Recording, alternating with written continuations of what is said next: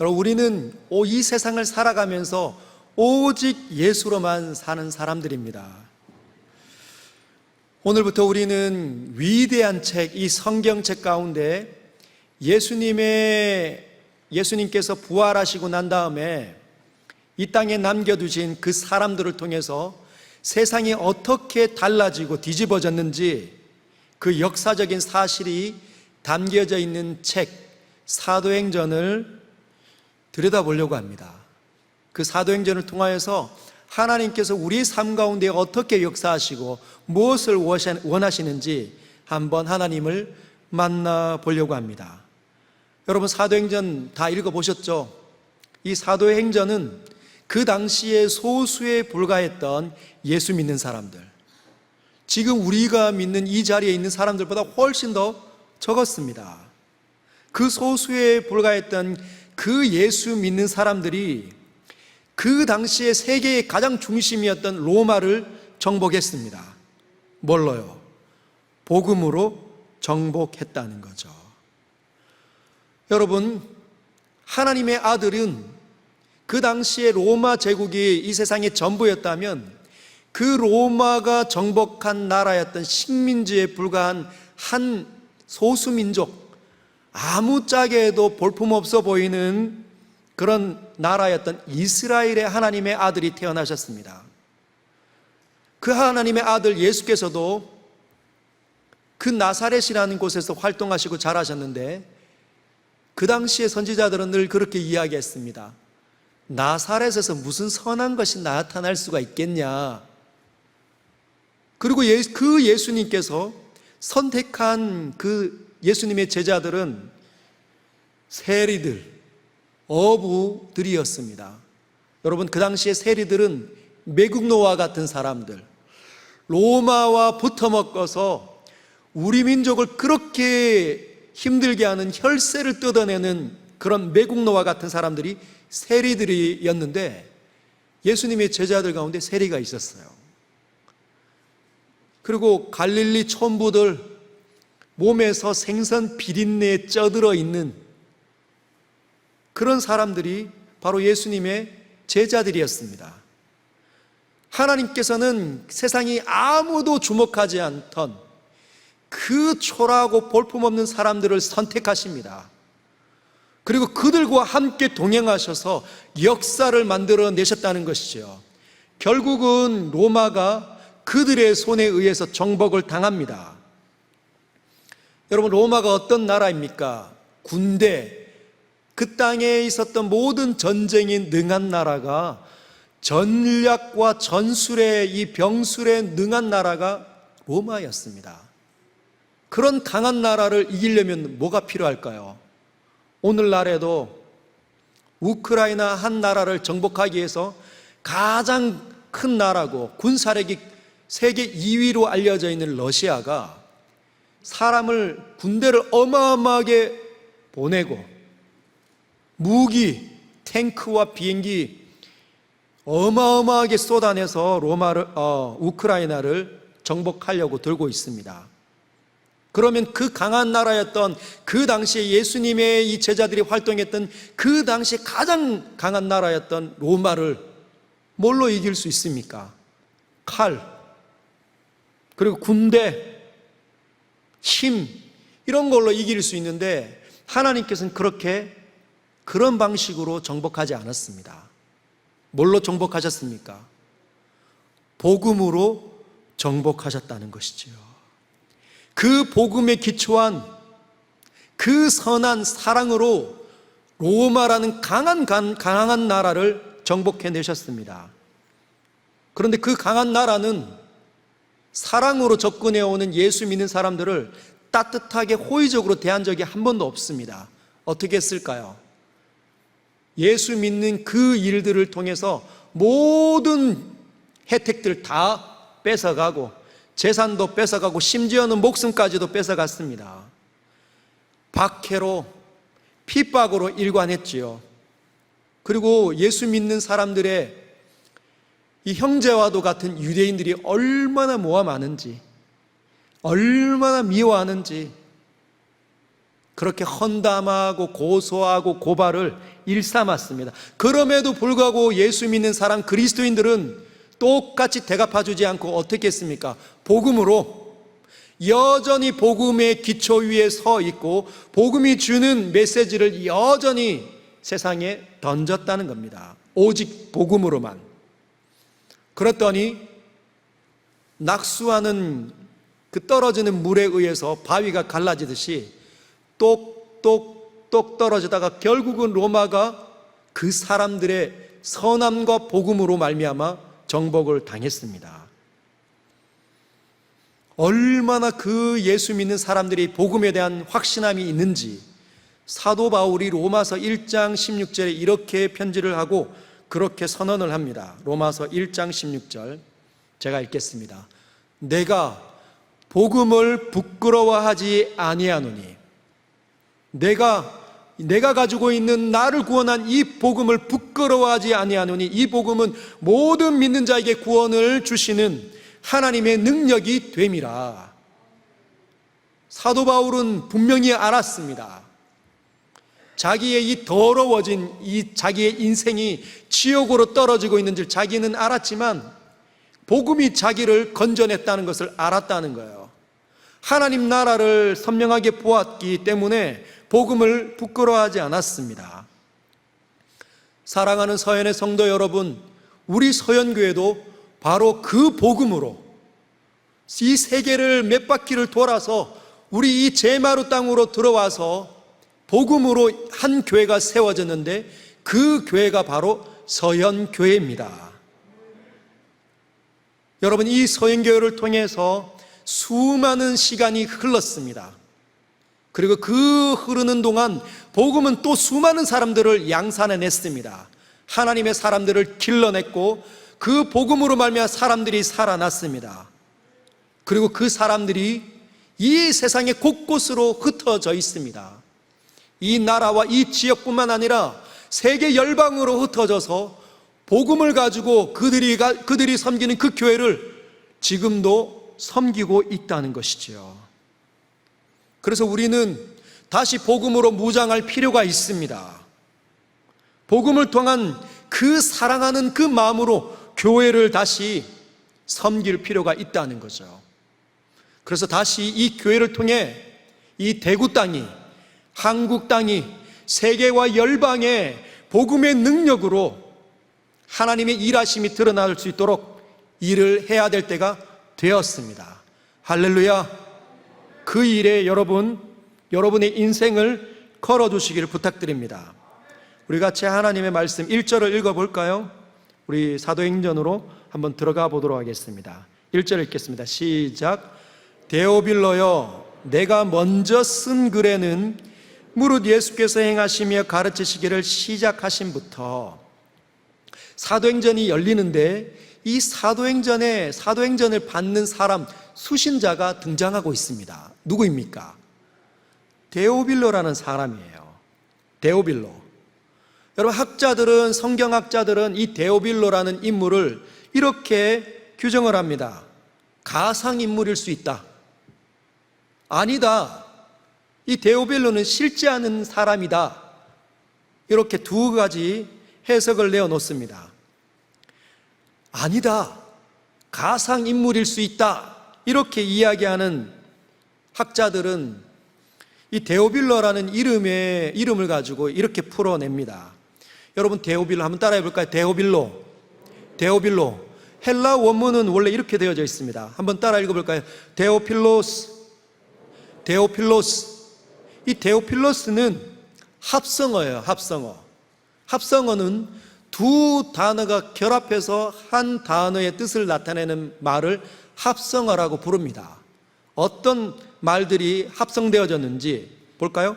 첫 번째는 데오스. 데오필로스에는 데우스라는 하나님을 의미하는 데우스가 첫 번째 사용됐고, 두 번째에는 필로스는 친구라는 뜻입니다.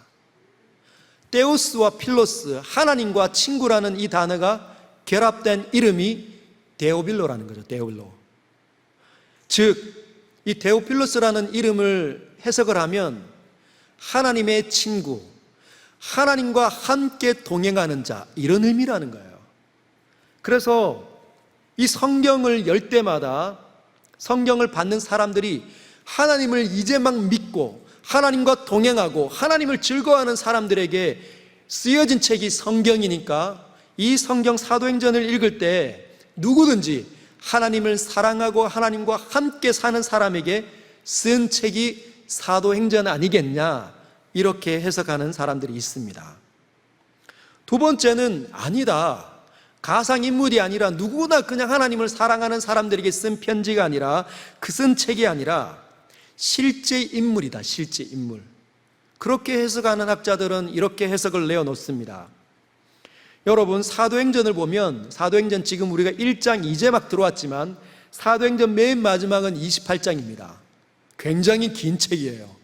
사도행전이 굉장히 긴 책인데 하나님의 이 제자들의 이 삶을 기록하고 교회가 어떻게 세상으로 뻗어갔고 세상을 정복해내는지에 대한 그 역사적인 사실들을 기록을 해놨는데, 맨 마지막 장 28장에는 사도 바울이 로마의 압송당해서 거기에서 가택연금하는 그 시점에서 끝이 납니다. 무슨 말입니까? 예루살렘에 도착했을 때 유대인들이 또 고소를 합니다. 저놈 죽여라. 마치 예수님을 죽인 것처럼 사도 바울을 향하여서 저놈 죽여라. 율법을 무시하고 하나님의 법을 무시한 사람이다.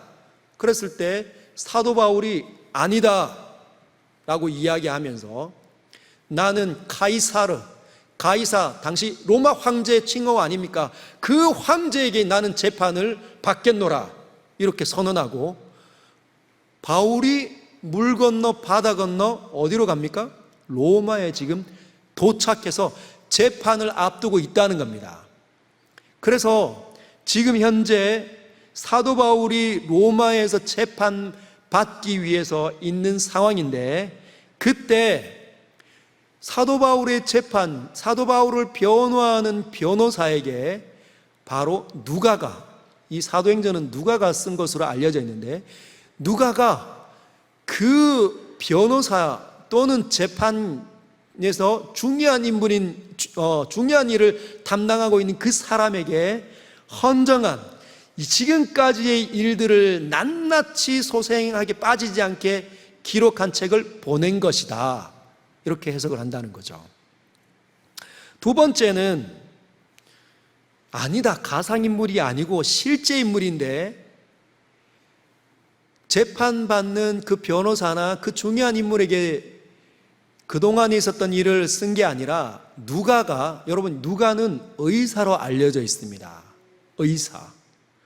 여러분, 지금은 의사들이 매우 존경을 받고 높은 위치에 있는 사람들 아닙니까? 많은 사람들이 존경하는.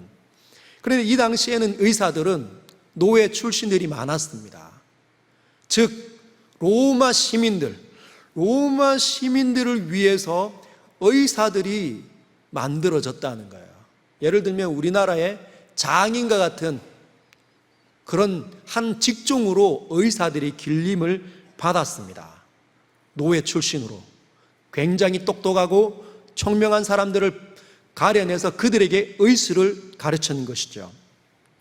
그런데 이 누가가 자기를 소유했던, 예수님 믿기 전에 자기를 소유했던 사람 이름이 데오빌로인데, 이 데오빌로에게 먼저 복음서를, 누가복음을 기록해서 보냈고, 지금은 그 하나님 나라가 어떻게 세상을 이끌고 했는지 다시 복음을 증거하기 위해서 사도행전을 기록해서 준 것이다, 이렇게 해석을 내어놓습니다.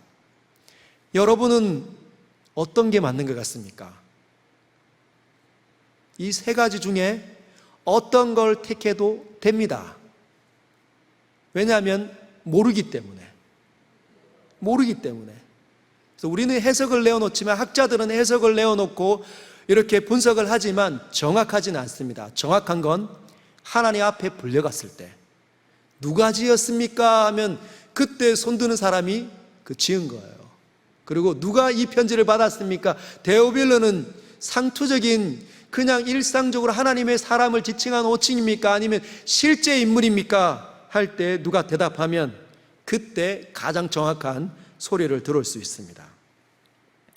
일단 먼저 수신자는 등장했고, 그러면 저자는 누구일까요? 저자는 방금 말한 것처럼 누가입니다. 누가. 여기 보면 데오빌로요, 내가 먼저 쓴 글에는 무릇 예수께서 행하시며 가르치시기를 시작하심부터 먼저 쓴 글이 있다는 거죠. 누가가 먼저 쓴 글이 있습니다. 뭡니까? 누가복음이에요. 누가복음. 근데 그 누가복음 1장 3절에 이런 말이 있습니다. 누가복음 1장 3절 같이 한번 읽어볼까요? 시작. 그 모든 일을 근원부터 자세히 미루어 살핀 나도 데오빌로 각하에게 차례대로 써보내는 것이 좋은 줄 알았노니. 여러분, 이 누가가 얼마나 총명한지, 의사로서 활동을 했기 때문에 얼마나 지성이 탁월한 사람인지 모릅니다. 그런데 복음서를 쓸 때 자기가 섬겼던 바울을 통해, 또는 한 번씩 만났던 베드로를 통해, 수많은 믿음의 선배들을 통해서 복음을 잘 듣고 난 다음에 모든 일을 근원부터 자세히 미루어 살펴서 그 글을 썼는데, 그게 누가가 첫 번째 쓴 글입니다. 그게 누가복음이라는 거죠. 그 누가복음에 누구의 이름이 등장합니까? 데오빌로가 나타난다는 거예요. 그래서 복음을 누가가 썼기 때문에 사도행전이 바로 누가가 쓴 것이 아니냐. 지금은 이 두 번째 글을 쓰니까. 여기 보면 어떤 분이 이야기합니다. 목사님, 데오빌로 각하도 있네요. 실제 인물 아닙니까? 이 각하라는 단어가 굉장히 존경하는, 친애하는 이런 뜻입니다. 즉, 친애하는, 존경하는 존귀한 사람, 데오빌로스, 하나님의 사람들이여, 내가 당신들에게 이 편지를 씁니다. 이럴 수 있다는 거거든요. 그래서 가상인물일 수도 있고 실제 인물일 수도 있습니다. 어쨌든 수신자는 데오빌로스, 지은이는 누가입니다. 누가. 그런데 여기에 놀라운 사실이 하나 담겨져 있습니다. 누가가 자기의 이름을 한 번도 사도행전에서 자기 자신의 이름을 언급한 적이 없다는 겁니다. 사도 바울을 통해서 복음을 듣고 하나님의 나라의 신비로움을 다 깨닫고 사도 바울을 섬기고 옆에서 선교의 일들을 같이 감당했는데, 이 누가가 자기의 이름을 한 번도 언급하지 않는다는 거예요. 여러분, 놀랍지 않습니까? 은근히 저였다면 제 이름을 한 번씩 옆에다가 끼워서라도 언급하고 싶을 텐데 누가는 그렇지 않았어요. 자기를 한 번도 드러내지 않았습니다. 그런데 이 사도행전을 보면 누가의 이름도 등장하지는 않지만 12사도들 가운데 당시에 유명했던 사람들도 별로 안 나옵니다. 여러분, 예수님의 12제자 중에 정말 기둥같이 쓰였던 수제자 3명이 있는데 누군지 알고 계십니까? 베드로와 야고보와 요한이에요.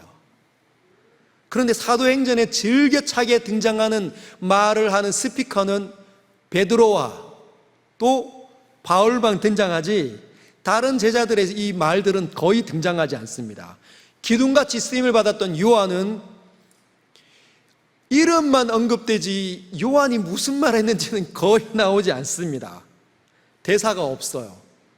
야고보는요, 야고보는 12장에 죽을 때 한 번 제대로 나오고 등장하지 않습니다. 성경은 사도행전에서 누가 역시 자신의 이름을 드러내지 않도록 성령께서 감동하시면서 기록되게 하셨다는 겁니다. 여기에 영적인 중요한 원리가 담겨져 있습니다. 여러분, 세상은 돈이 많고 힘이 있고 영향력이 있고 많은 일들을 해낸 유명한 사람들에게 집중합니다. 그리고 그들을 관심 있게 보지만 성경은 그렇지 않다는 거예요.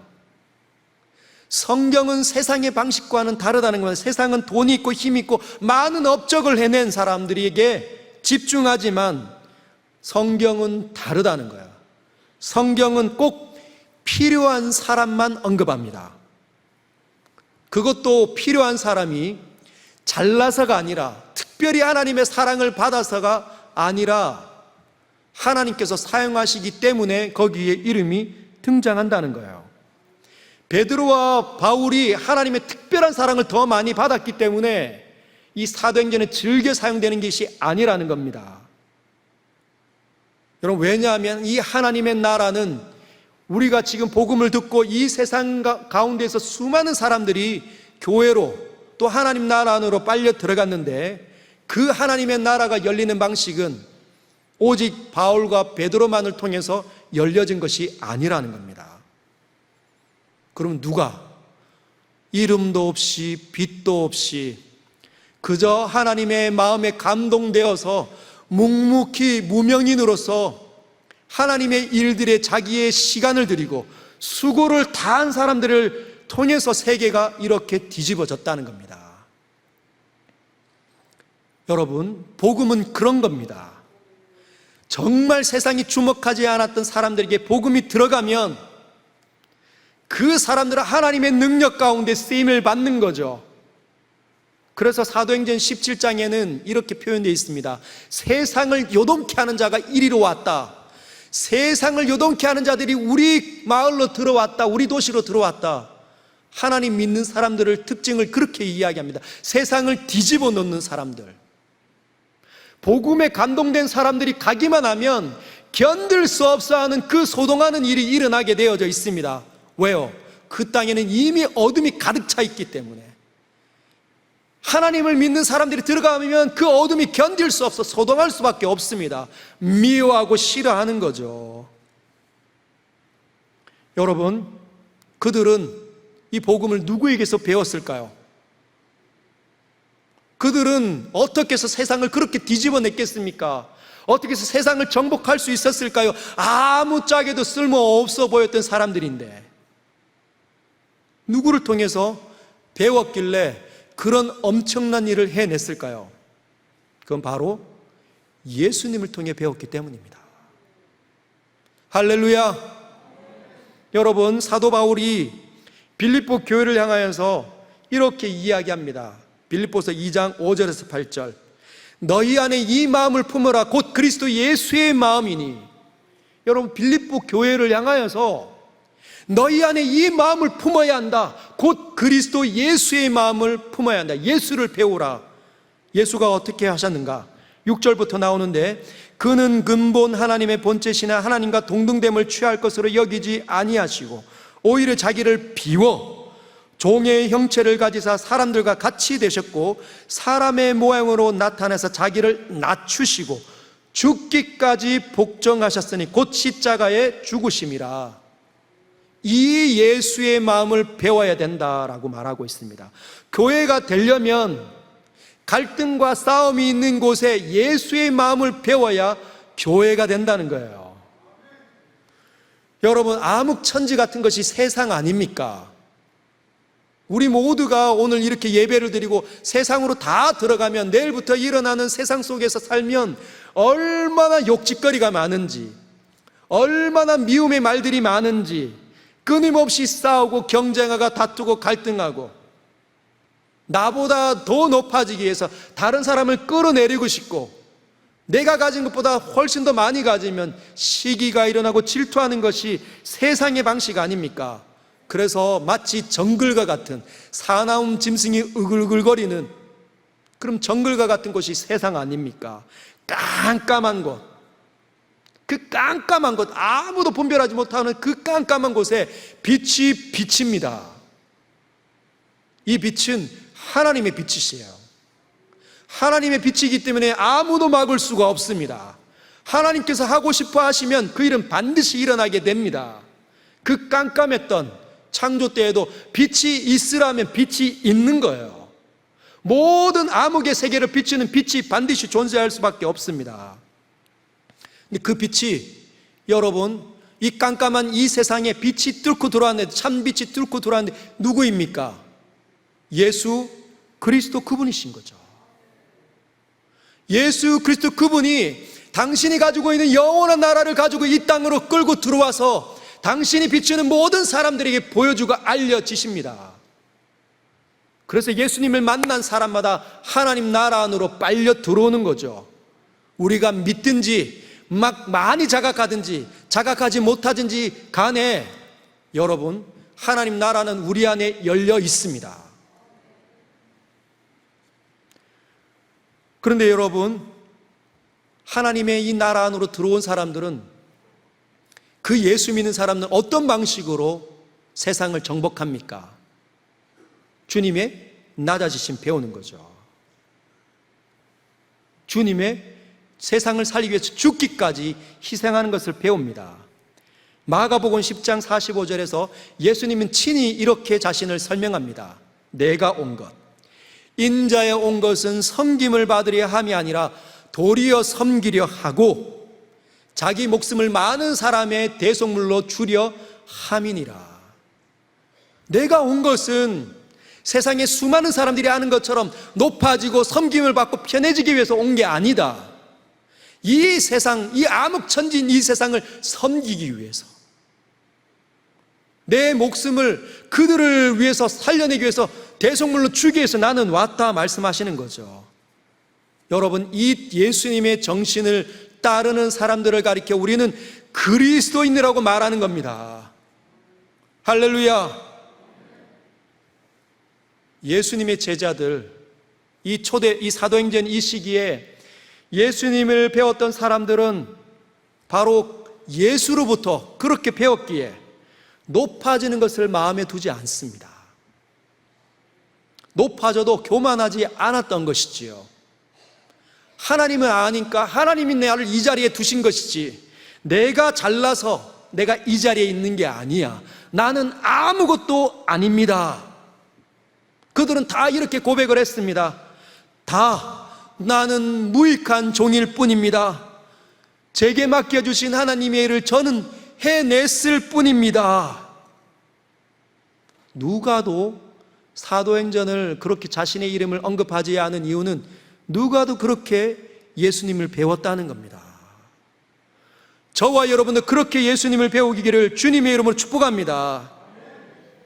여러분, 어쩌면은 천국에서는 우리가 이 땅에서 보았던 수명한 유명한 사람들은 별로 눈에 띄지 않을 수도 있습니다. 왜냐하면 이 땅에서 수많은 존귀함과 칭찬과 사랑을 다 받았으니까. 예수님께서도 세례 요한이 천국에서 가장 낮은 자라 말씀하지 않습니까?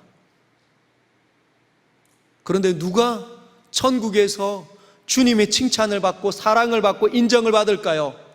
이름도 없이 빛도 없이 무명한 자이지만, 이 세상에서 아무도 자기를 인정해주고 칭찬하지 않았지만 주님, 오직 주님을 믿는 믿음 하나만으로 자신의 인생을 그렇게 사용한 사람들에게 주님께서 허락하신다는 것이죠. 여러분, 저도 예전에는 신학교 처음 들어갔을 때는 유명해지고 싶었습니다. 얼마나 유명해지고 싶었는지. 대구 동부교회에 들어갔을 때, 그때 대구 동부교회가 대구 땅에서 제일 큰 교회였어요. 같이 동료 우리 전사님이 전도사님들이 얼마나 부러워했는지. 정 전사님은 좋겠다, 큰 교회 사역하고. 근데 여러분, 제가 동부교회에 들어가서 첫 해에 유년부를 4년 섬겼는데, 유년부 1학년, 2학년 아이들을 받아가지고 150명을 받았습니다. 150명을 첫 해 받아가지고 8개월 지나니까 280명으로 증가한 거예요. 그럼 제가 얼마나 재밌어 했는지 모릅니다. 막 신학을 공부하는 것도 너무너무 재밌고, 설교하고 아이들을 만나고 하나님을 드러내는 것도 얼마나 재밌는지. 그러니까 자신감이 생기는 거예요. 야, 되는데? 나도 유명해질 수 있겠는데? 그런 생각이 막 드는 거죠. 큰 교회를 이루어서 이 한국 땅에 이정표 같은 그 부흥의 시기를 끌고 오리라 막 꿈을 꿨습니다. 다윗과 같은 사람으로 물맷돌 가져다가 이 딱딱한 한국 사회에게 물맷돌, 그 거인과 같은 이 한국 사회에 던져서 무너뜨려 정말 하나님께 쓰임 받으리라, 그런 즐거운 상상 여러 번 했습니다. 그런데 성경을 연구하면 연구할수록 제가 강도사가 되고 또 목사가 되고 나서 또 공부도 하다 보니까 내가 많이 잘못됐구나, 그걸 알게 됐습니다. 내가 정말 내 안에 흐르는 죄의 경향성이 얼마나 강한지 그때 보이더라고요. 여러분, 저는 하나님으로부터 보내진 사람 아닙니까? 제가 막 모든 걸 하려고 들면 안 되고, 주님께서 원하는 일을 하도록 부름을 받은 자가 목회자입니다. 그래서 그냥 주가 원하는 일 하다가 내가 아무리 수고해도 부흥의 시기가 오지 않더라도 주님, 하나님의 손에 쓰임받는 것만으로 제 인생은 영광스럽습니다, 이렇게 말해야 된다는 거예요. 여러분, 지금은 제가 서연교회 사자로 보냄을 받았습니다. 이 서연교회가 성도들이 몇 부, 한 10부 정도 드리고, 그래서 메가처치, 수영노교회처럼 메가처치 되는 것, 저는 그거 꿈꾸지 않습니다. 제가 꿈꾸는 건 제게 맡겨진 사람들이 복음을 경험하고 그 복음이 주는 유익과 생명으로 가득 차져서 하나님께서 원하는 공동체가 되는 일에 매진하는 것이 저의 남겨진 몫입니다. 여러분, 제가 잘나서, 제가 뛰어나서 서연교회에 오지 않았지 않습니까? 여러분, 제가 처음에 서연교회에 부임하기 전에 서울로 장로님들이 오셨습니다. 우리 화정모 목사님 지난주에 오셔서 말씀 사경에 하셨지만, 몇 분이 오셔서, 4-5분이 오셔서 화정모 목사님께 과일 바구니 팍 만들어가지고 주시면서 정기칠 목사님 저희 교회에 보내주십시오, 이렇게 인사했는데, 그때 장로님들이 하신 말을 처음 들었는데 그 말이 저에게는 굉장히 충격적이었고 매우 섭섭하고 실족할 만한 말이었지만 하나님의 음성으로 들려졌습니다. 이런 거였습니다. 목사님, 정 목사님, 이제 우리 교회 오셔서 마음껏 사역하시면 됩니다. 하나님께서 목사님을 저희 교회로 보내주신 줄 저희들 다 인정합니다. 얼마나 감사하고 격려가 되는지. 제가 정말 위로가 됐는데, 그 다음 말이 굉장히 상처스러운 말이었는데 하나님의 음성으로 들려졌어요. 섭섭한 말이었는데 이런 거였습니다. 목사님, 우리가 청빙을 과정할 때 이런 과정을 거쳤습니다. 청빙 공고를 내고 목사님을 비롯해서 많은 사람이 지원했죠. 10명으로 첫 번째 추릴 때 목사님 들어갔습니다. 근데 목사님을 아무도 집중한 사람이 없었습니다. 1번부터 순위들이 다 있었는데 목사님 경험이 너무 많기 때문에 이분은 누구인가 궁금해서 올렸습니다. 6명 추릴 때도 1순위, 2순위, 3순위 있었는데 목사님은 그 순위 바뀌었습니다. 너무 궁금하고 제주도의 삶은 어떤 건지, 이 글들을 보면 열정이 있는데 이분은 누구인지 꼭 한번 보고 싶었습니다. 그래서 3분 추릴 때 면접 한번 하려고 목사님 이름 넣었다는 거예요. 1순위, 2순위 있었습니다. 1순위, 2순위. 여러분 잘 아시겠지만. 그런데 결국은 1순위 목사님이 어떤 이유에서 떨어지신 거예요. 그리고 2순위 목사님도 떨어지셨습니다. 남은 사람이 저만 남은 거예요. 그런 거죠. 아무도 목사님을 집중하고 모시려고 사람의 생각으로 막 파당을 져서 하려고 하지 않았는데 결국은 남은 사람은 목사님 한 사람이면 그럼 누가 이 일을 하신 겁니까? 하나님께서 하셨다는 거죠. 그래서 이게 기뻐해야 될 일인지 아니면 섭섭해야 될 일인지, 근데 저는 하나님의 음성으로 받았습니다. 그렇구나, 하나님께서 보내셨구나. 그러면 하나님께서 원하는 일을 하다가 내 인생 다 끝이 나도 괜찮겠다, 그런 생각이 들었습니다. 여러분, 이 교회가, 이 서행교회도 바로 이름도 빛도 없이 헌신한 수많은 믿음의 선배들의 일로 인하여서, 그들의 수고로 인하여서 세워져 있습니다. 여러분 알고 계시죠? 저는 우리 교회에 부임하기 전에 정규만 장로님에 대해서 한 번도 듣지 못했습니다. 저는 성경에만 관심이 있었지 대한민국에 어떤 교회가 큰 교회인지 어떤 사람이 유명한지 잘 모릅니다. 그런데 정규만 장로님 여기 와서 알게 됐는데 정말 귀하신 분이시더라고요. 이 서영교회를 지을 때 그분이 얼마나 많은 수고를 했는지 모릅니다. 일화가 있잖아요. 여러분, 약정 골목에서 그냥 장티푸스 콜라라 같은 그런 질병이 갇혀 있는 사람들이 와서 그냥 가서 진맥 받으면 딱 맞는 약 조제되고 그 다음에 처방되면 다 낫는 거예요. 그래서 유명해진 거죠. 기도로 하시니까. 그래서 그 많은 얻어진 이 물질을 가지고 교회를 짓는 데 많이 애를 쓰셨습니다. 근데 그 글들을 보니까 이 일이 만만치 않았더라고요. 순탄하게 진행된 적이 없었음을 보았습니다. 심지어는 정규만 장로님 이제 목숨의 경각이다라는 그 질병에 갇혀가지고 고통 가운데 있을 때 그분이 이렇게 기도함을 제가 보았습니다. 하나님, 우리 교회 완공될 때까지 제 생명을 연장해 주십시오. 제가 우리 교회는 건물은 짓고 많은 사람들이 여기 와서 하나님을 경험하고 하나님을 즐거워하는 일 제가 꿈꾸고 있는데 우리 교회 건물 하나 짓고 제 목숨 거두어 가십시오. 그렇게 해서 지어진 건물이 서영교회 예배당입니다. 물론 많은 사람들이 같이 동력을 했죠. 근데 정작 이 건물을 하나님께 드리는 그 봉헌 시기에는 정규만 장로님 없었다는 거예요. 주님 앞에 불려 소천 당하셨다는 겁니다. 그런데 그런 정규만 장로님과 같이 쓰임받은 사람이, 그런 귀한 믿음의 선배님들이 이 70년 역사 가운데 수도 없이 많았다는 겁니다. 이름도 없이 빛도 없이 역사책에도 등장하지 않는데 그런 사람들이 눈물과 희생과 섬김을 통해 우리 교회가 이렇게 세워졌다는 거예요.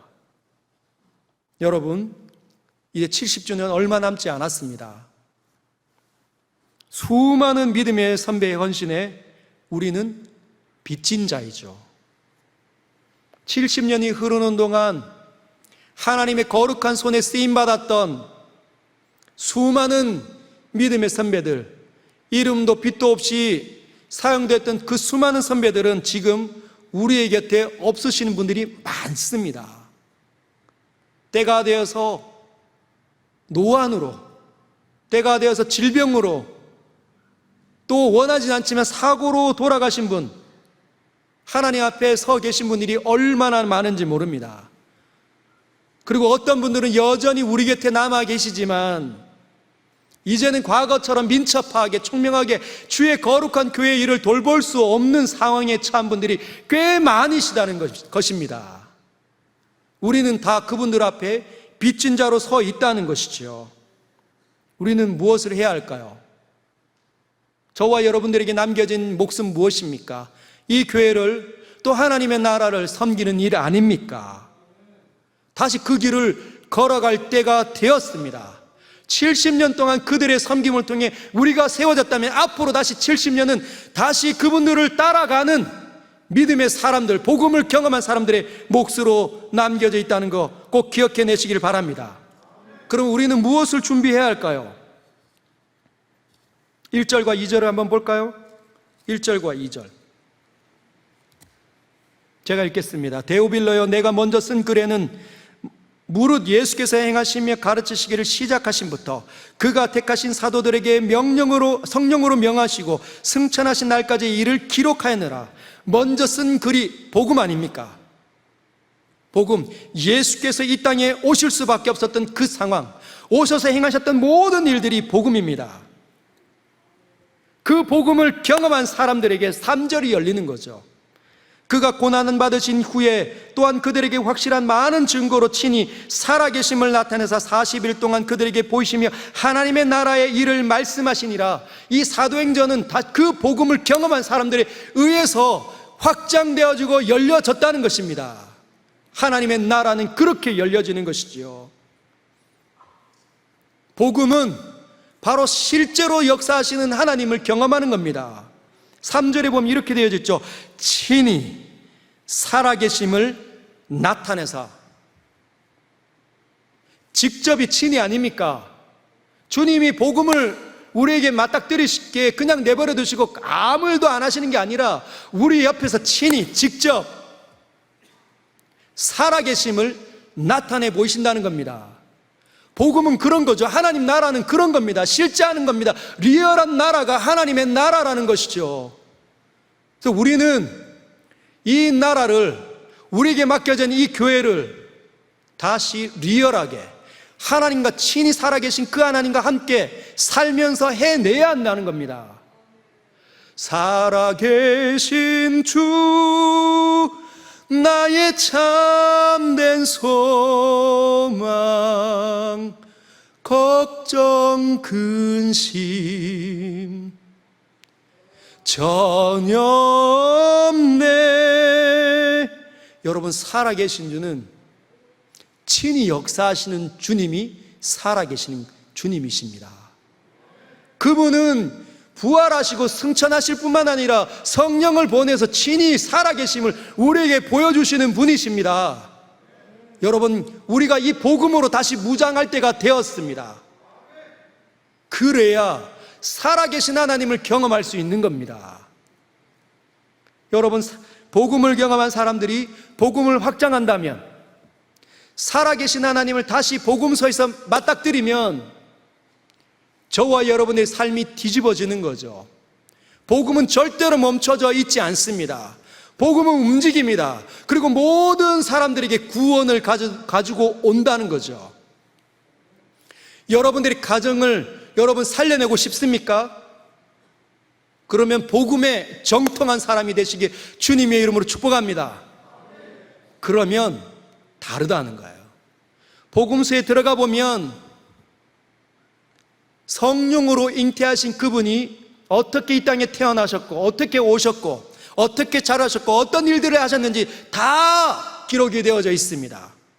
저와 여러분들을 다시 그 복음서 안으로 들어가서 예수께서 살아계셔서 역사하셨던 그 모든 현장을 봐야 한다는 거죠. 1절에 보면 예수께서 행하시며 가르치시기를 시작하심부터, 행하심, 가르치심, 그 현장 속으로 여러분 들어가셔야 합니다. 오병이어의 기적이 일어날 때 그냥 글들로만 지나가지 마시고 그 속에서 여러분 직접 오병이어의 기적을 맛보셔야 합니다. 예수님의 축사하심을 통해서 이 부서지는 그 물고기 2마리와 떡 5개가 어떻게 수많은 사람들을 먹이고 살리는지 그 기적을 경험하셔야 된다는 거죠. 그러면 복음에 정통한 사람이 되는 겁니다. 그러면 가장 연약한 자일 수밖에 없지만 복음의 능력이 나와 함께하니 내 가정이 뒤집어지고 내 사업장이 뒤집어지고 나의 삶에 있는 모든 영역들이 다 바뀌어간다는 거죠. 저와 여러분들은 그런 사람들로 부름을 받았습니다. 그냥 적당히 살다가 끝내는 사람이 아니라 하나님께서 저와 여러분을 부르시고 즉각적으로 하나님 나라로 이끌지 않고 이 땅에 여전히 내버려 두신 이유는 복음에 살아있는 역동성을 경험하도록 그걸 은혜로 보여주기를 원하신다는 거 꼭 기억해내시길 바랍니다. 혹시나 이 가운데 영적 침체를 아직까지도 겪고 있는 분이 계시다면 그 자리는 여러분의 자리가 아닙니다.